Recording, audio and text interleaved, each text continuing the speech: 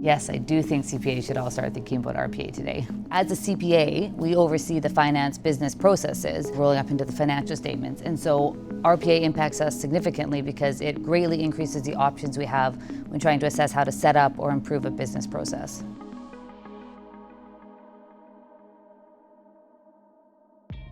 My name is Amanda Haney. I'm the Vice President of Finance of EIC Shared Services, which is a subsidiary of Exchange Income Corporation.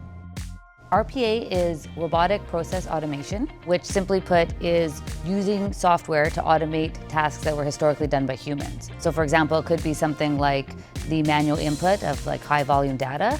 It also could be the actual steps of the workflow processes of a business process. RPA technology, it can integrate with your accounting software, your operational applications, and even your email system. So the accounts payable process for us was chosen as our largest RPA software implementation that we've done to date due to the nature of the type of work that it is. So RPA works best with rules-based business processes, which accounts payable falls perfectly into. So our accounts payable group does payables for 7 companies. They get hundreds of emails a month, process over 5,000 invoices a month. And so the process we had in place before was very difficult to oversee. Utilizing an RPA software allowed us to really create a process that we could actually have oversight on and manage in a much more efficient way. The top 3 benefits of the RPA implementation, I would say, first one would definitely be the oversight that we now have to every step of the workflow process. So from the moment we get an email, it shoots right into the software, and from there all the steps, whether it's sitting out waiting for approval, whether it's waiting to be approved by the GL team, it's all there. You can pull up queues, you can see everything. That's visibility that we didn't have before. It was in different people's emails and would be impossible to get a summary of where things were at. Another key benefit is this OCR technology and it being able to read the inputs. So you go from someone doing data entry, which is going to have errors, and then having to be caught down the stream of processes to the software does a lot of the data entry, and the first step is the verification. So that reduces the number of errors. And then I think the third is definitely the user-friendly nature of it for the approver. So outside of the finance world, the executives and the managers who are approving invoices, they want to be able to do things on their phone. They're not on their computer all the time, so they love it.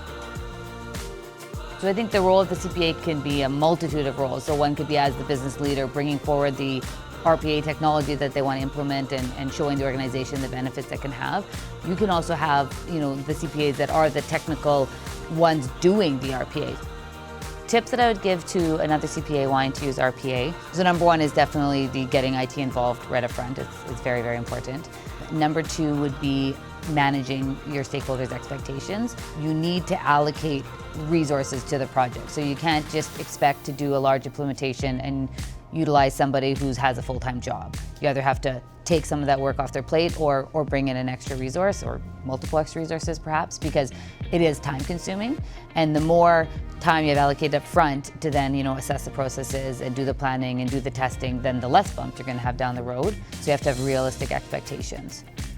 Definitely think as the world becomes more and more technology based, that combination of the skill set between CPA and understanding accounting and the accounting concepts, as well as being able to do the technical side of writing the code or again writing a report out of a SQL backend, creates a very strong skill set that'll be very sought after.